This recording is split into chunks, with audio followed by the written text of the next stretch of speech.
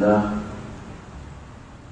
والصلاة والسلام على رسول الله سيدنا محمد بن عبد الله وعلى آله وصحبه ومن والاه.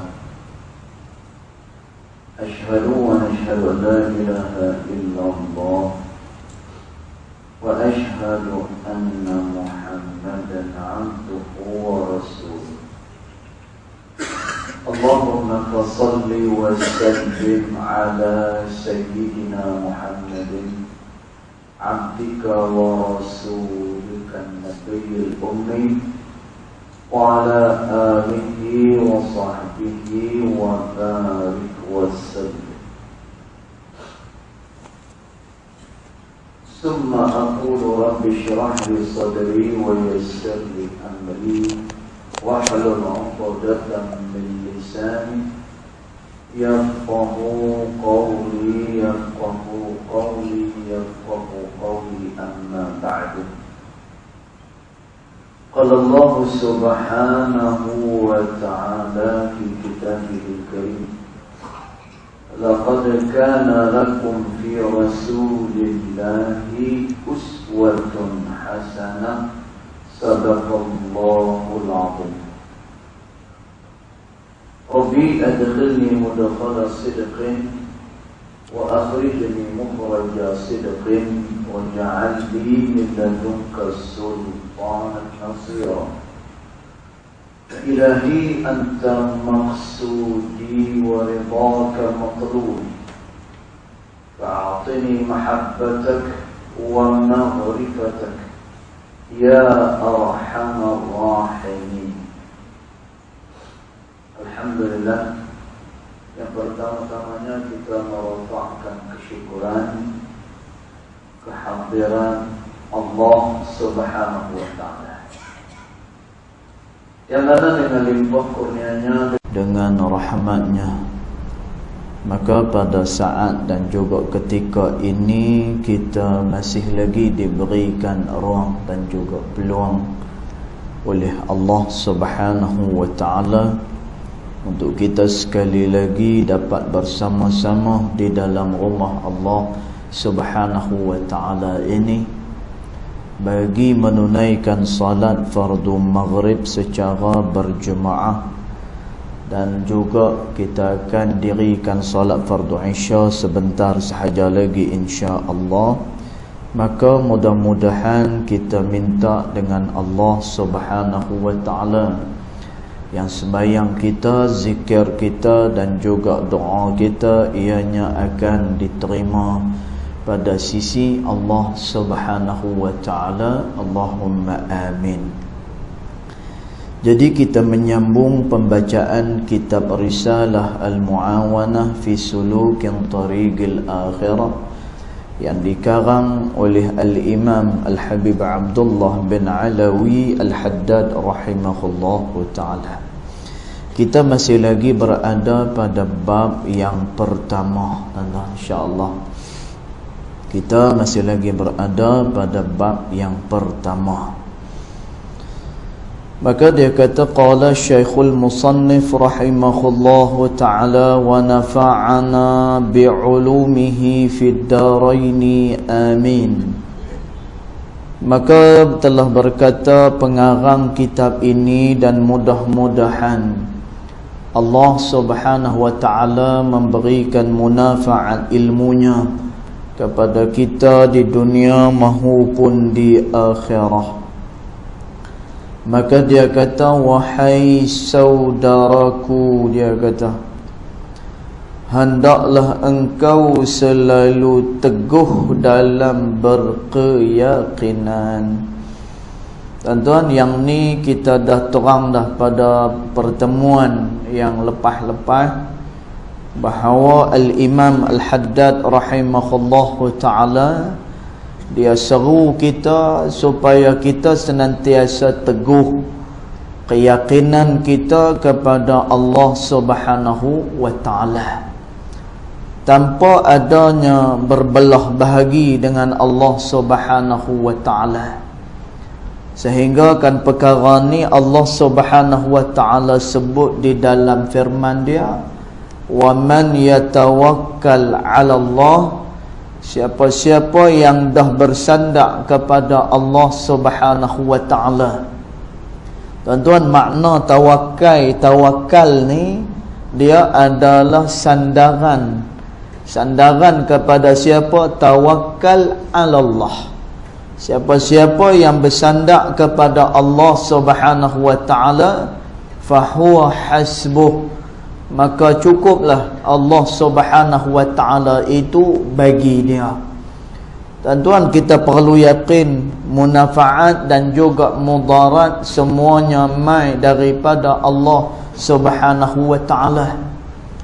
Kerana tu dalam surah Al-Waqi'ah yang kita sebut sebelum ni, Allah Subhanahu wa taala dia peringatkan kepada manusia. Allah Subhanahu wa taala sebut, a antum tazra'unahu am nahnu zari'un. Adakah kamu menyangka bahawa kamulah yang bercucuk tanam, kata Allah Subhanahu wa taala. Ketika mana manusia dia sibuk dengan dunia dia sibuk dengan tanah dia sibuk dengan tanaman dia, maka seolah-olahnya tuan-tuan, macam tanah-tanah itu diusahakan oleh manusia sehinggalah dia membuahkan hasil, sehinggalah tanah yang sebelumnya tidak diimarahkan tiba-tiba diimarahkan. Maka Allah Subhanahu wa taala dia sebut, a antum tazra'unahu am nahnu zari'un.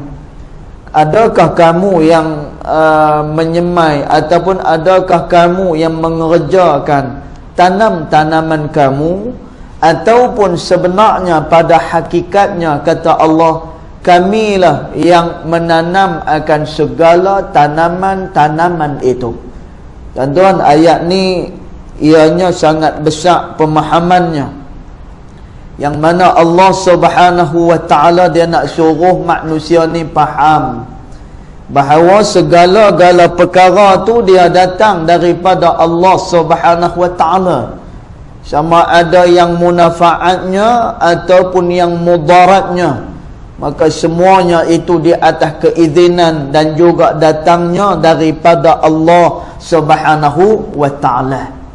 Sebab tu Allah Subhanahu wa taala dia sebut siapa-siapa yang dah bersandar dengan Allah, wa man yatawakkal 'ala Allah, siapa pun juga yang dia bersandar dengan Allah Subhanahu wa taala, fahuwa hasbuh, maka Allah Subhanahu wa taala tu dah cukup dah bagi dia, kata Allah Subhanahu wa taala.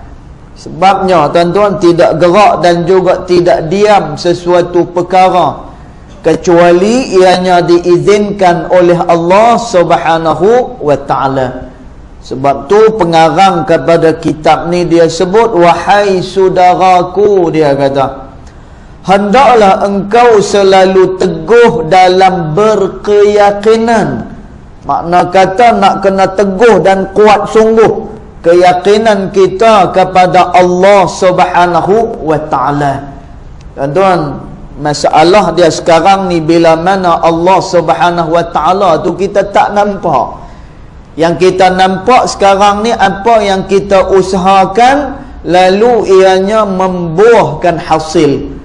Maka ramai di antara kita yang bergantung kepada amalan dia dan juga daya usaha dia, sehinggalah tuan-tuan dia tak terbayang dah Allah Subhanahu wa taala.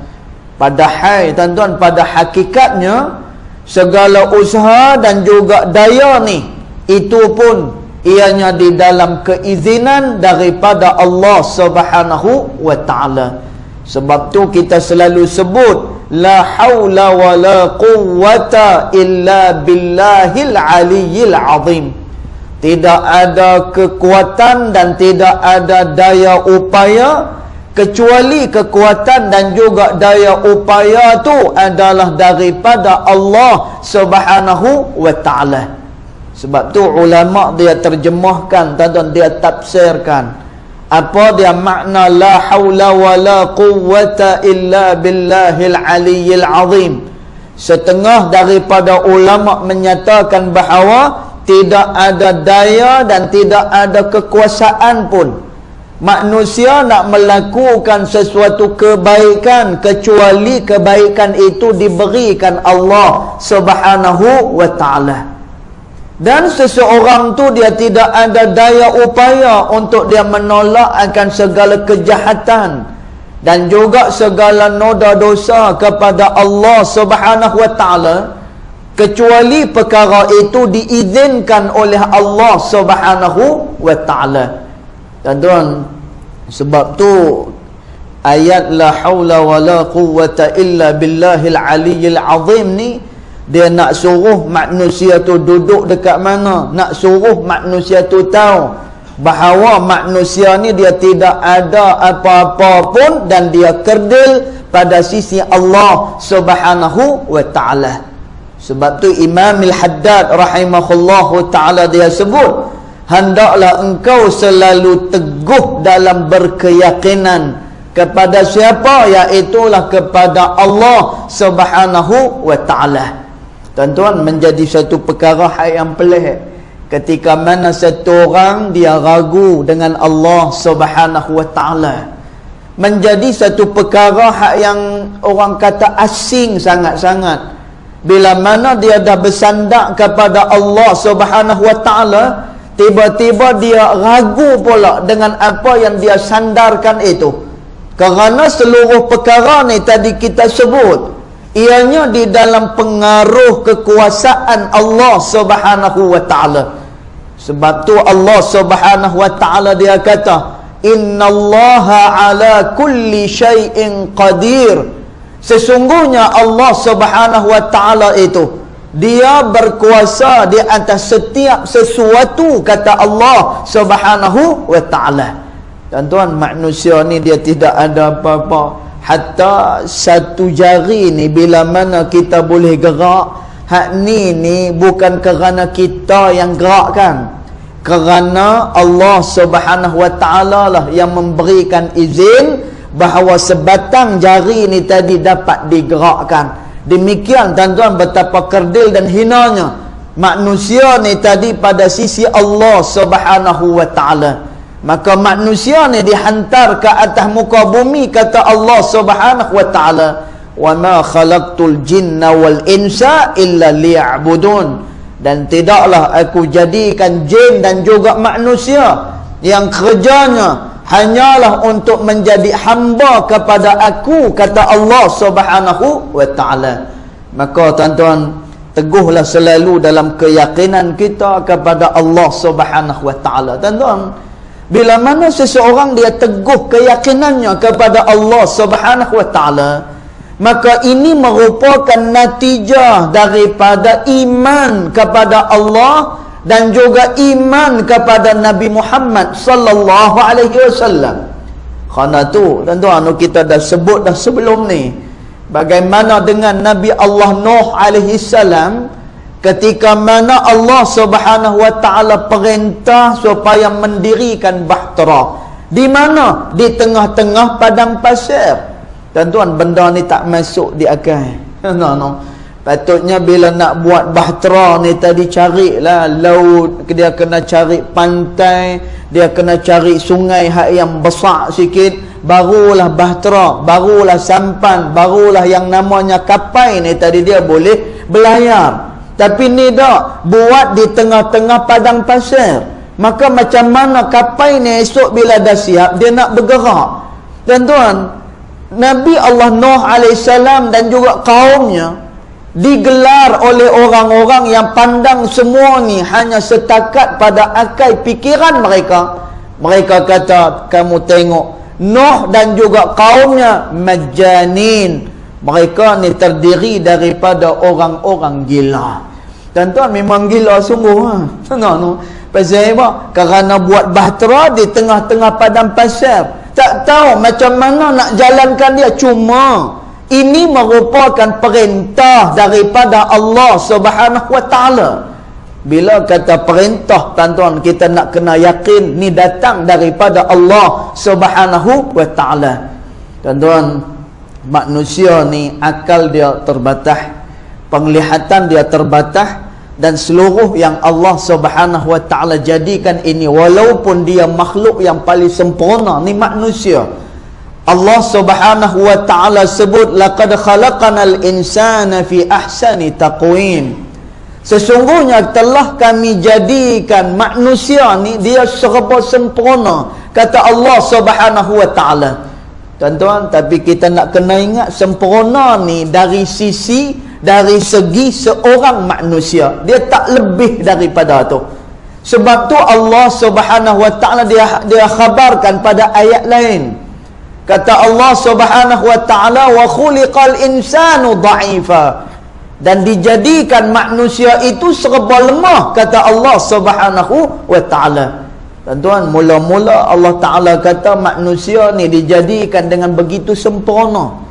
Kemudian mai ayat pula Allah Subhanahu wa ta'ala kata, wa khuliqal insanu dha'ifa, dan dijadikan manusia itu serba lemah, kata Allah Subhanahu wa ta'ala.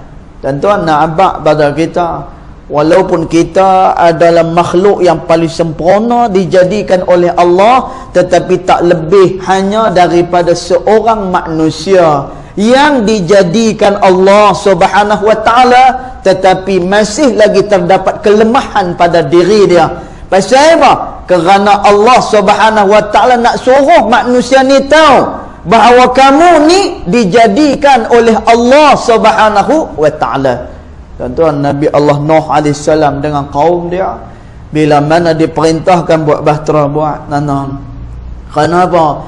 Ni daripada Allah Subhanahu wa ta'ala, kena yakin nanan. Kemudian demikian juga dengan peristiwa Isra' Mi'raj, Sayyidina Abu Bakar radhiyallahu anhu wa ardah diuji.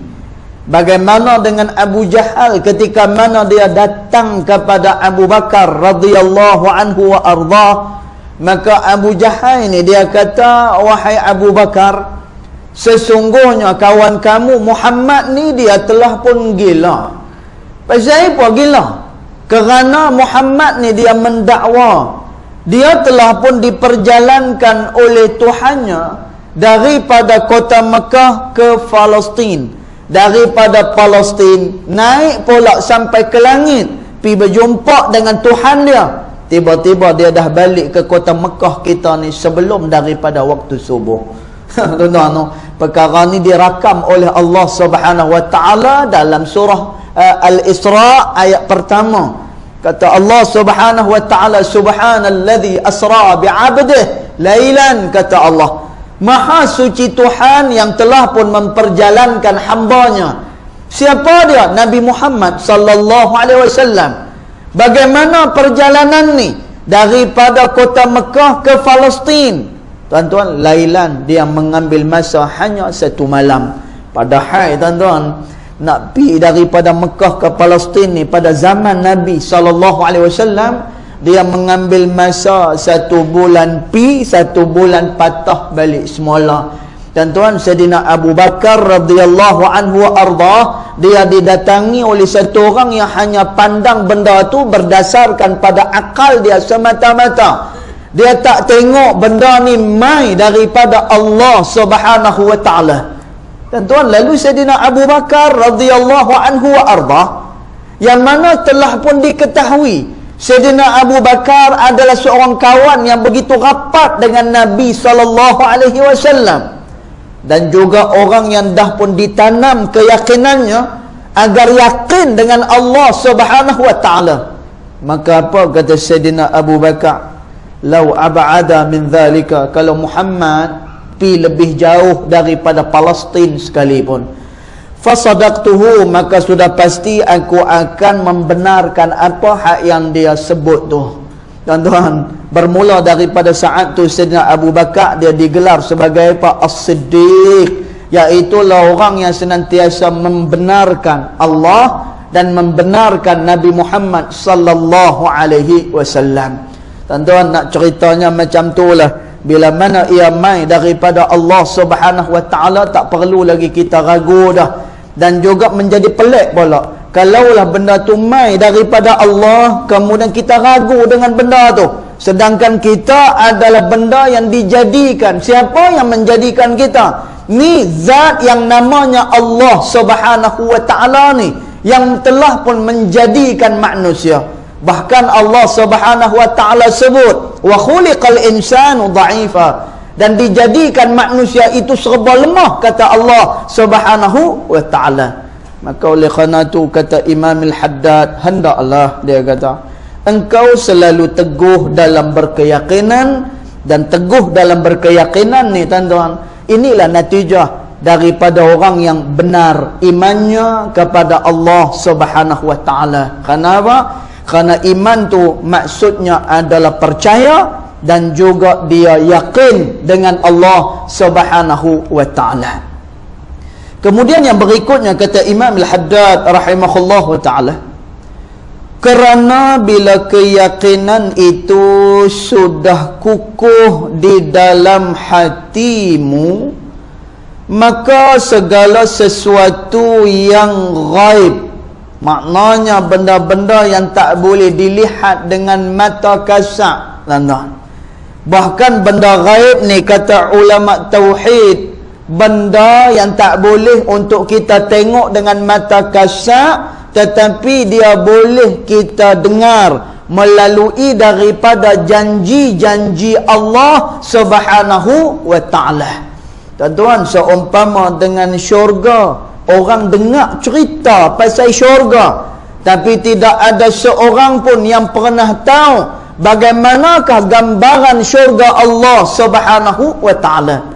Orang biasa dengar neraka dan juga azabnya, tapi tidak ada orang pun yang pernah tengok bagaimana keadaan neraka yang dijadikan Allah Subhanahu wa taala.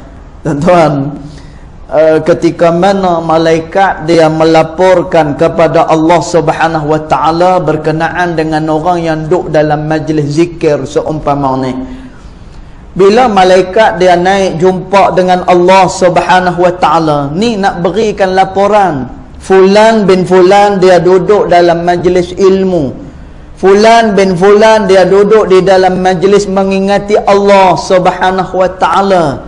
Tuan-tuan, majlis yang paling agung di sisi Allah Subhanahu wa taala iaitulah majlis zikrullah, majlis untuk mengingati Allah Subhanahu wa taala.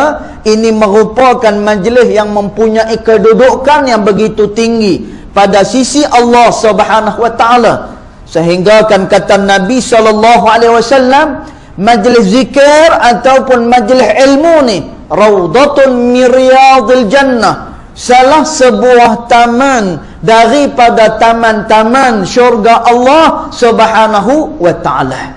Masya-Allah, tuan-tuan, yang kita tahu raudhatun min riyadil jannah ni di kota Madinah satu, tuan-tuan. Itu satu yang kita tahu, iaitulah dia raudah, iaitulah Nabi SAW dia beritahu ini ni raudhatun min riyadil jannah. Dia merupakan salah sebuah taman daripada taman-taman syurga Allah Subhanahu wa taala. Kemudian Nabi SAW dia habaq, salah satu daripada taman syurga Allah adalah lubang kubur kita sendiri. Cuma lubang kubur ni dia mungkin jadi benda lain. Kalau dia tidak jadi raudhatun min riyadil jannah, kalaulah dia tak jadi salah sebuah taman daripada taman-taman syurga Allah Subhanahu wa taala, dia akan menjadi hufratun min hufarin minan nar. Dia akan jadi salah satu lubang daripada lubang-lubang api neraka Allah Subhanahu wa taala. Tuan-tuan, kemudian yang berikutnya Nabi sebut bahawa taman-taman syurga Allah Subhanahu wa taala ni kat mana? Iaitulah pada majlis zikrullah. Dia adalah raudhatun, satu taman daripada taman-taman syurga Allah Subhanahu wa taala. Tuan-tuan, kita kalau nak masuk syurga Allah Subhanahu wa taala, masa atas muka bumi ni lah tunjukkan minat, bahawa kita memang nak dimasukkan ke dalam syurganya Allah Subhanahu wa ta'ala. Tuan-tuan, maka di atas muka bumi ni salah satu daripada taman syurga Allah majlis zikrullah, majlis untuk ingat dengan Allah Subhanahu wa ta'ala. Tuan-tuan, maka malaikat dia pergi naik jumpa dengan Allah Subhanahu wa ta'ala nak melaporkan Fulan bin Fulan dia duduk di dalam majlis zikrullah, dia duduk dalam majlis ilmu. Tuan-tuan, masa melaporkan itu Allah Subhanahu wa ta'ala tanya, mereka ni daripada hamba-hamba aku ni apa yang mereka minta? Tuan-tuan, Allah Subhanahu wa ta'ala dia maha mengetahui. Tapi pasal apa Allah Subhanahu wa ta'ala tanya juga kepada malaikat ni? Sebab Allah Subhanahu wa ta'ala nak suruh manusia ni semua tahu apa dia ganjaran yang nak diberikan Allah Subhanahu wa ta'ala kepada mereka yang duduk di dalam majlis zikrullah. Tuan-tuan, lalu dilaporkan kepada Allah Subhanahu wa ta'ala, Fulan bin Fulan dia duduk dalam majlis zikrullah. Maka Allah Ta'ala tanya, mereka ni minta apa? Maka jawab malaikat, tuan-tuan, mereka ni semuanya yas'alunakal jannah. Mereka semuanya minta syurga daripada kamu ya Allah. Tuan-tuan, Allah Subhanahu wa ta'ala tanya lagi, apakah mereka tu tadi melihat akan syurga aku? Maka jawab malaikat, tidak ya Allah. Maka Allah Ta'ala tanya, kalau mereka lihatlah syurga aku agak-agak lagu mana? Maka malaikat kata, ya Allah, kalaulah manusia tu boleh lihat bagaimana syurga yang engkau jadikan, maka nescaya mereka itu akan sebenar-benar tamak untuk mendapatkan syurga kamu ya Allah. Manusia ni, tuan-tuan, dia diuji oleh Allah Subhanahu wa ta'ala. Syurga yang indah ni yang disebutkan di sana, bahawa nikmat syurga Allah Subhanahu wa ta'ala, iaitulah satu nikmat yang tidak pernah didengari oleh telinga manusia. Demikian nikmat syurga Allah Subhanahu wa ta'ala tak pernah dilihat dengan mata manusia. Tuan-tuan, benda ni dia jadi perkara yang gaib. Dia hanya boleh dengar perkhabaran, tetapi tak tahu bagaimana syurga yang dijadikan Allah Subhanahu wa ta'ala. Tuan-tuan, Allah Ta'ala tanya dengan malaikat, kalau mereka nampak syurga ke mana? Tuan-tuan, malaikat kata, kalaulah mereka nampak syurga kamu ya Allah, mereka benar-benar tamak untuk mendapatkan syurgamu ya Allah. Tuan-tuan, sebab tu kita nak kena refer balik semula kepada surah Al-Mulk yang kita baca setiap hari sebelum daripada waktu tidur. Allah Subhanahu wa ta'ala kata, wa khalaqal mauta wal hayata liyabluwakum ayyukum ahsanu amala. Dijadikan kehidupan dan juga kematian ni tujuannya untuk apa? Adalah untuk menguji kamu, siapakah dia di antara kamu ni yang paling baik amalannya kepada Allah Subhanahu wa ta'ala.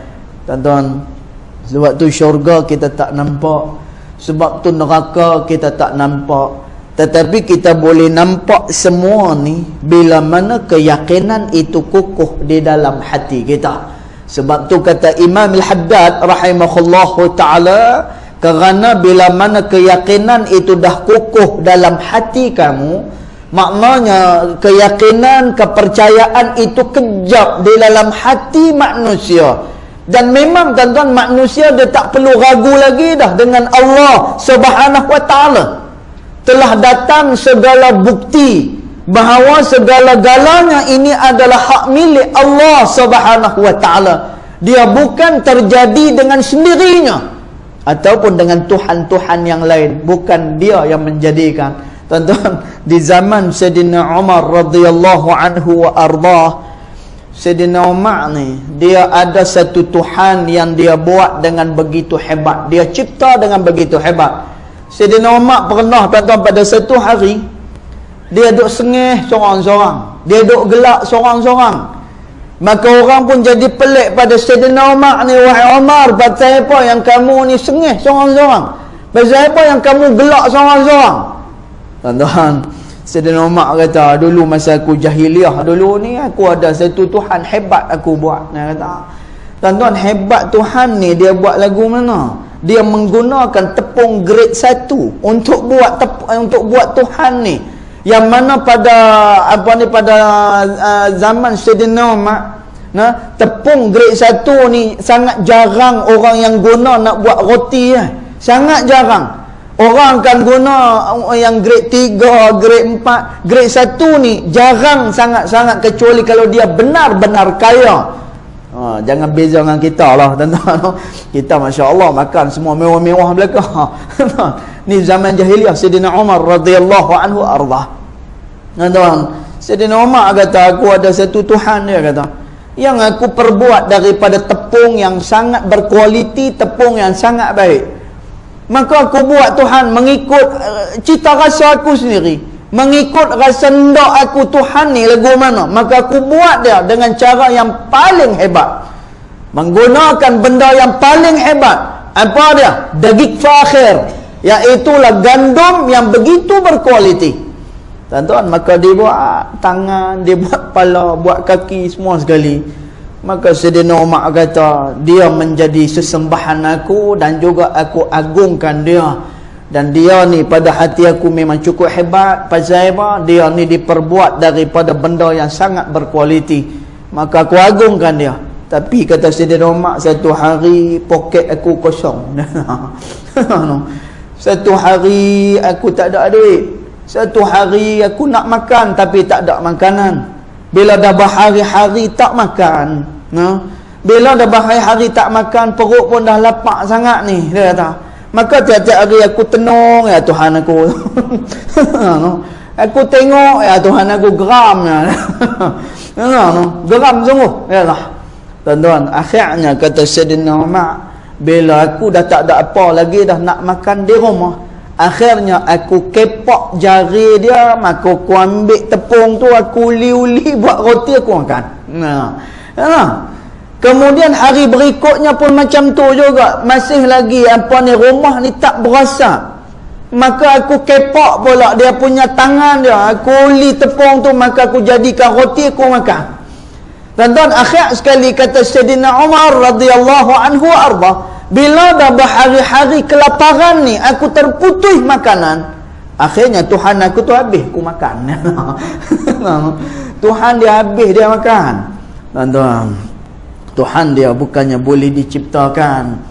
Sebab tu bila mana kita nak fikir, Allah Subhanahu Wa Taala ni tak sampai ke situ. Bahkan bila mana kita nak bincang tentang zat Allah, hanya Allah Subhanahu Wa Taala yang mengetahui akan dia. Kita hanya boleh bincang sikit berkenaan dengan sifat-sifat Allah Subhanahu Wa Taala, sehinggalah kita nak kenal bahawa dia itu Rabb, dia itu Tuhan. Manakala kita benda yang dijadikan oleh Allah Subhanahu Wa Taala. Tuan-tuan, tak sampai kita punya akal kita. Nak sampai ke mana tuan-tuan? Wujud Allah Taala, adanya Allah Subhanahu Wa Taala. Ada Allah Taala lagu mana? Ada yang azali. Ada yang azali ni lagu mana? Dia tidak ada permulaan dan juga tidak ada pengakhiran. Cuba fikir tengok. Cukup 10 minit kita fikir tuan-tuan, insya-Allah Tanjung Rambutan lepas ni. Nak fikir aku lah. Sebab biasa selama ni kita duk tengok setiap benda ni ada permulaan, ada pengakhiran. Tidak bagi Allah Subhanahu Wa Taala. Bagaimana kita boleh ragu dengan Tuhan yang macam ni, tuan-tuan?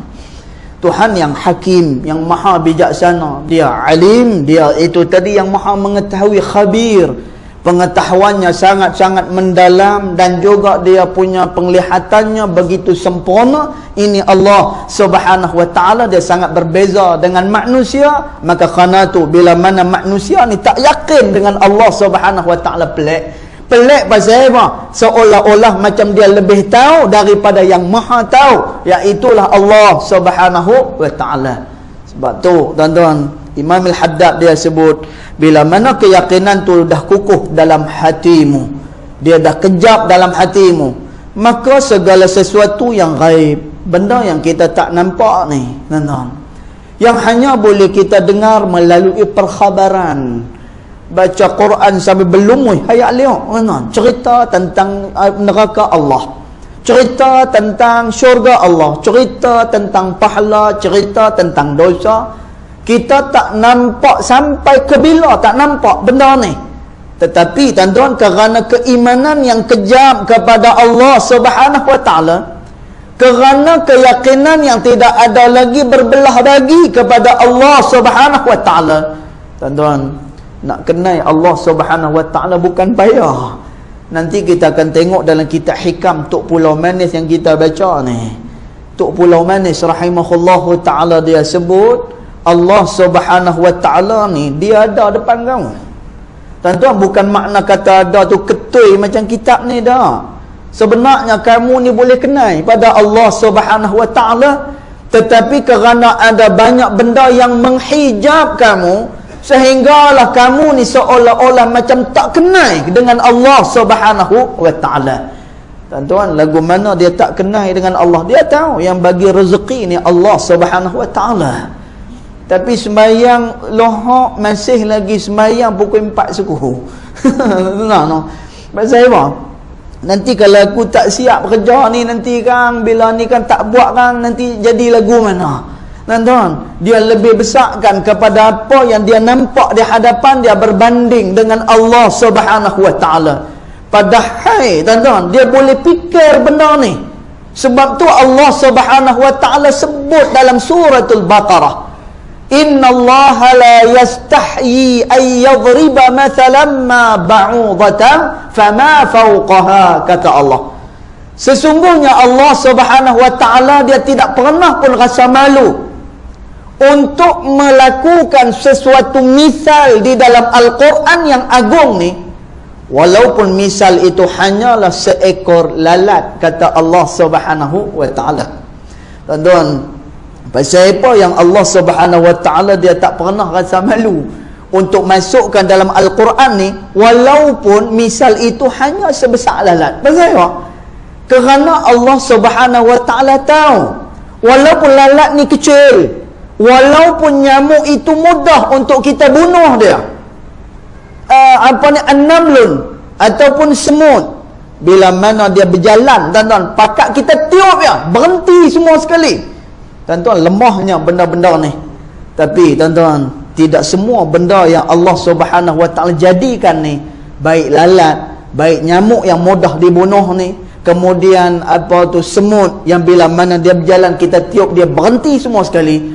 Tidak ada mana-mana orang yang cerdik pandai sekalipun, walaupun dia profesor emeritus sekalipun, dia tak boleh nak cipta walaupun sebesar lalat sebagaimana yang dicipta oleh Allah Subhanahu wa taala. Sebab tu Allah Taala kata, innallaha la yastahi ay yadriba mathalan ma ba'udha. Allah tidak pernah pun dia berasa malu untuk dia membuat misal, walaupun misal tu hanyalah sebesar lalat, kata Allah Subhanahu wa taala. Tuan-tuan, ni dalil bahawa adanya satu kekuasaan yang tak boleh mengatasi mana-mana kekuasaan, iaitulah Allah Subhanahu wa taala. Maka tuan-tuan, Allah Subhanahu wa taala ada di hadapan kita. Kita boleh kenal kepada dia. Cuma bila mana manusia hatinya dihijab, yang akhirnya dia tak boleh nak kenal dengan Allah Subhanahu wa taala, akhirnya tuan-tuan dia berasa ragu dengan setiap apa yang dijanjikan oleh Allah Subhanahu wa taala. Maka kata Imam Al-Haddad rahimahullahu taala, kerana bila keyakinan itu sudah kukuh dalam hatimu, kejap dia, segala sesuatu yang ghaib, yang tak nampak ni, tiba-tiba dapat dilihat dengan jelas. Tuan-tuan, bagi orang yang keyakinan dia kejap dengan Allah Subhanahu wa taala, perkara ghaib ni dia dapat lihat. Tuan-tuan, apa maksud dapat dilihat dengan jelas ni? Tuan-tuan, bukan makna kata orang yang yakin dengan Allah Subhanahu wa taala ni, dia nampak betul syurga di hadapan mata dia. Tak, tuan-tuan. Bukan makna kata dia nampak neraka seketui di hadapan dia. Tidak, tuan-tuan. Tapi oleh kerana dia dah yakin dengan Allah Subhanahu wa taala, maka tuan-tuan dia akan jadi hamba sebagaimana yang disebut oleh Nabi sallallahu alaihi wasallam, ta'budullaha ka'annaka tarahu fa in lam takun tarahu fa innahu yaraka. Kamu menyembah Allah Subhanahu wa ta'ala seolah-olah macam kamu lihat kepada Allah Subhanahu wa ta'ala. Dan tuan, manusia ni nilaian ibadatnya berbeza antara satu orang dengan satu orang yang lain. Ada orang yang bila mana dia takbiratul ihram, Allahu Akbar, dia tak nampak apa-apa pada takbiratul ihram tu.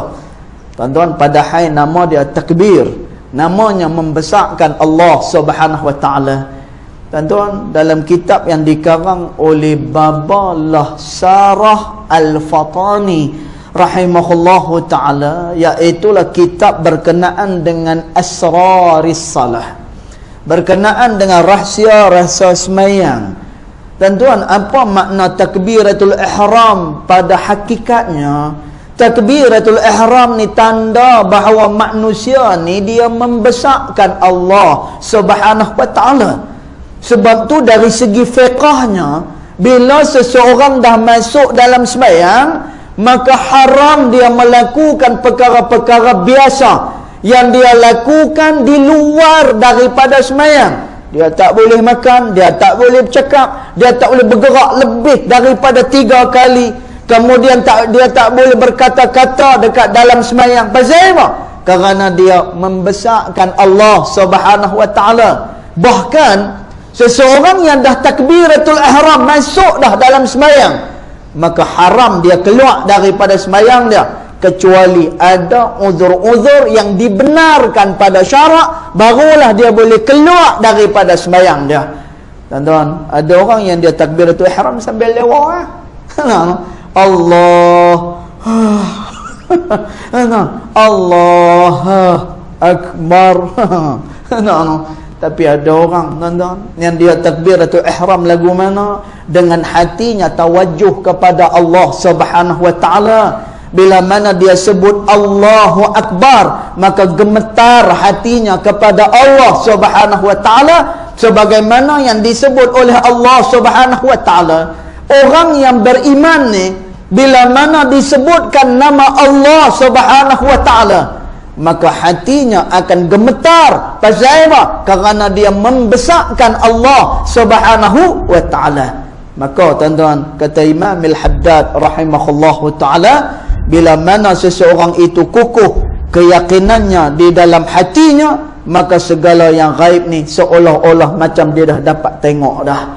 Dia dapat rasa dan juga dia membesarkan Allah Subhanahu wa ta'ala, sebagaimana disebut oleh Nabi SAW dalam hadis Jibril. Kata Nabi SAW, ta'budullaha ka'annaka tarahu, kamu menyembah Allah seolah-olah macam kamu tengok kepada Allah. Fa in lam takun tarahu, sekalipun kamu tak boleh tengok kepada Allah Subhanahu wa ta'ala, ketahuilah fa innahu yaraka, sesungguhnya Allah Subhanahu wa ta'ala itu dia melihat kepada kamu. Maka demikian tuan-tuan, orang yang bila mana hatinya kukuh dan kejap dengan keyakinan dan keimanan yang begitu kejap kepada Allah Subhanahu wa ta'ala, maka mudah-mudahan kita dianugerahkan oleh Allah Subhanahu wa ta'ala dengan keyakinan ini, dan mudah-mudahannya juga keimanan kita kejap kepada Allah, dan mudah-mudahan iman yang kejap ni ianya akan diterima pada sisi Allah Subhanahu wa ta'ala. InsyaAllah nanti kita akan sambung pada pertemuan yang akan datang, insyaAllah. Cukup sekadar tu yang baik datang daripada Allah Subhanahu wa ta'ala, yang tidak baik datang daripada kejahilan diri saya sendiri, walaupun hakikat kedua-duanya datang daripada Allah Subhanahu wa ta'ala. Bismillahirrahmanirrahim. Alhamdulillahirabbil alamin, wassalatu wassalamu ala asyrafil anbiya wal mursalin wa ala alihi wa sahbihi ajma'in. Allahumma ighfir lana ma akhtana wa ma ta'ammudana wa ma asrarna wa ma a'lanna wa man ta'lamu bihi minna antal muqaddim wa antal muakhir. La ilaha illa anta subhanaka inna kunna minadh dhalimin. Sallallahu ala sayyidina Muhammad wa ala alihi wa sahbihi wa baraka wa sallam. Alhamdulillahirabbil alamin. Wallahu a'lam.